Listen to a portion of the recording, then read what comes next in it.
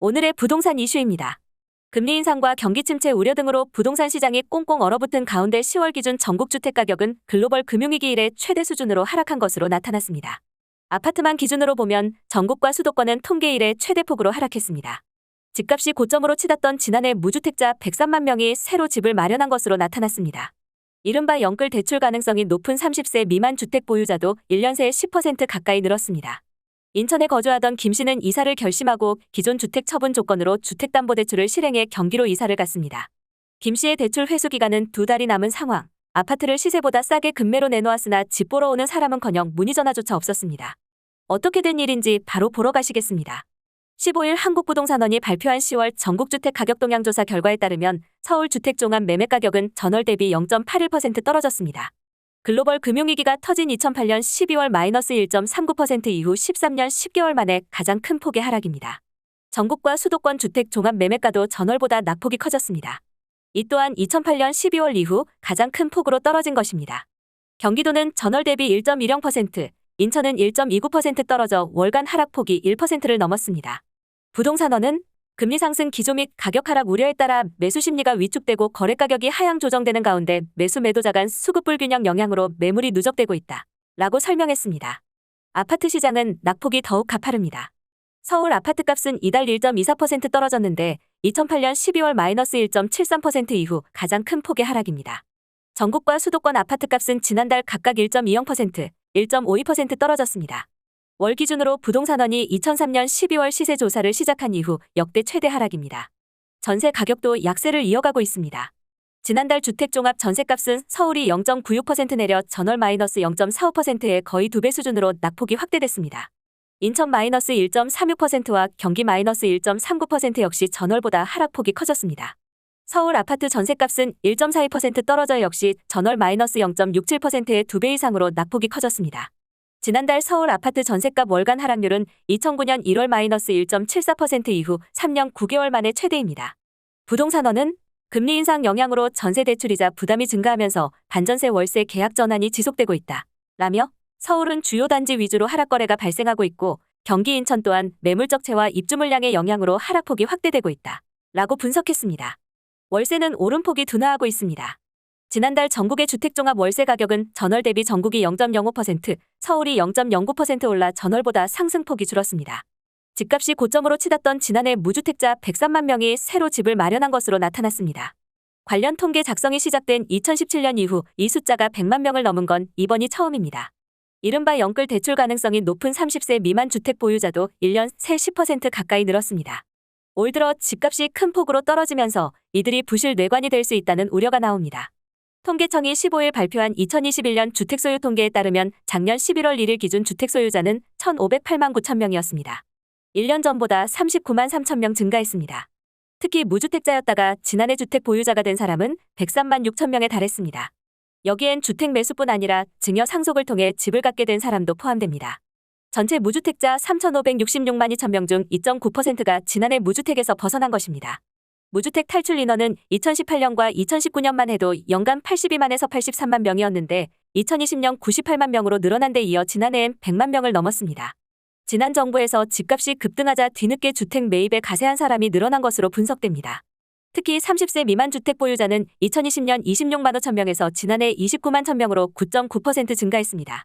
주택 소유자 중 30세 미만 비중은 1.9%로 전년 1.8%에서 0.1%포인트 상승했습니다.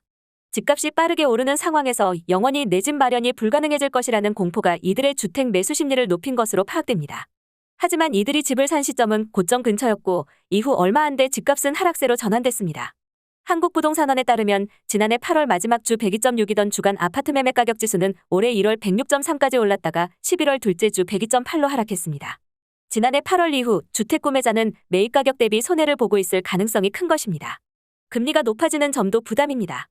일부 시중은행의 주택담보대출 금리는 연 8%를 넘었습니다. 빚을 내 집을 산 가계에 상당한 타격이 있을 수밖에 없습니다. 이런 가운데 집값 하락 전 공시지가를 기준으로 매겨진 종합부동산세가 오는 22일부터 부과되면 조세 저항이 커질 것이란 관측이 나옵니다.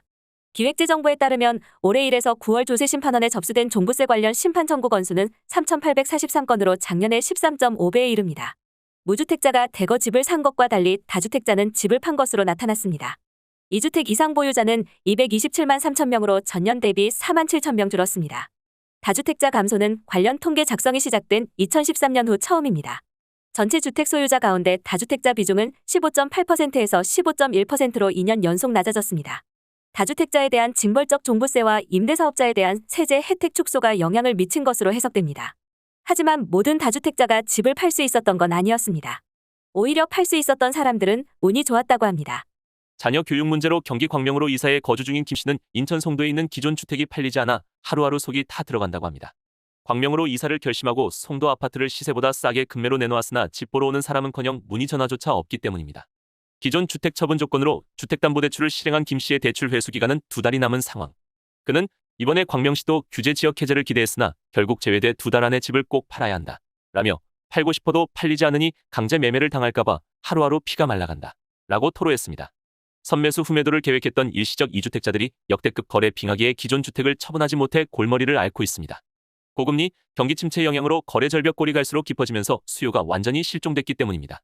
15일 국토교통부 주택매매거래량에 따르면 9월 전국의 주택매매는 32,403건으로 전월보다 8.8%, 1년 전과 비교해서는 60.3% 급감했습니다.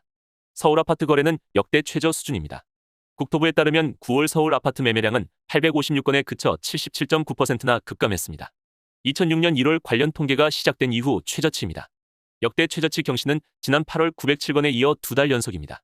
지난해 집값 상승률 1위였던 인천의 매매 성적표도 심각하긴 마찬가지입니다. 9월 인천의 주택 거래량은 2,292건으로 8월보다 6.3% 줄었으며 1년 전과 비교해 66.7% 급감했습니다. 거래가 전무한 상황에서 집을 반드시 팔아야 하는 일시적 2주택자의 속은 타들어가고 있습니다. 윤석열 정부는 출범 후 일시적 2주택자의 기존 주택 처분 기한을 6개월에서 2년으로 연장했습니다. 정부 출범일인 5월 10일부터 소급 적용한다고 밝혔지만 금융위원회가 뒤늦게 대출 규정을 고쳐 시행 시기는 8월 1일이 됐습니다. 개정 전 은행업 감독 규정에 따르면 6개월을 넘기면 주택을 구입하면서 받은 주택담보대출이 회수되고 앞으로 3년간 주택담보대출을 받을 수 없습니다. 문제는 멈출 줄 모르는 금리 인상입니다. 금리 인상 속도가 가팔라 부동산 수요가 급격히 위축됐고 집을 팔기는 점점 더 어려워지고 있습니다. 늦은 나이에 출산해 육아 중인 40대 주부 김모 씨 역시 서울에 있는 아파트를 팔기 위해 19곳에 내놨지만 팔지 못했습니다. 타 지역 아파트 마련을 위해 이금융권에서 주담대를 받았으나 5월에 받았기 때문에 종래 규정을 적용받아 이달까지 반드시 서울 아파트를 매도해야 합니다. 그는 부동산 거래 절벽이 이어지고 있어 기존 주택 처분을 못해서 경매로 넘어가게 생긴 사람들이 적지 않다 라고 호소했습니다. 김 씨와 같은 집주인들은 의지와 무관하게 매매가 어려운 상황을 반영해 구제 방안을 요구하지만 정부는 이미 주택을 매도한 사람과의 형평성에 어긋난다며 어렵다는 입장입니다. 서진영 공동주택포럼 공동대표는 처분기한 연장을 기준 없이 소급 적용하는 것은 정부 제도의 일관성을 해치고 형평성에 반한다는 지적이 있을 수 있다 라며 다만 일시적 2주택자 피해를 최소화하기 위해 안 팔리는 부동산의 경우 매도 신탁을 의뢰한 집주인은 판걸로 적용해 처분기한은 연장해주는 등의 구제 방법을 검토해 볼 수 있다 라고 말했습니다. 오늘의 부동산 이슈 네티즌들의 반응을 살펴보며 마치겠습니다. 여러분들의 의견도 댓글로 남겨주세요. 싸게 내놓아 당근에서 터없는 가격에 올려놓고 안 팔린다 거리는 꼴. 싸게 팔면 내가 살게. 후딱 금매로 팔고 푹 쉬든지 맘고생 몇 년 하면서 안정기 오길 기다리던지 1년 안에 재반 등 이런 일은 일어날 수 없음. 그랬다간 국밥 3만 원 시대 오니까.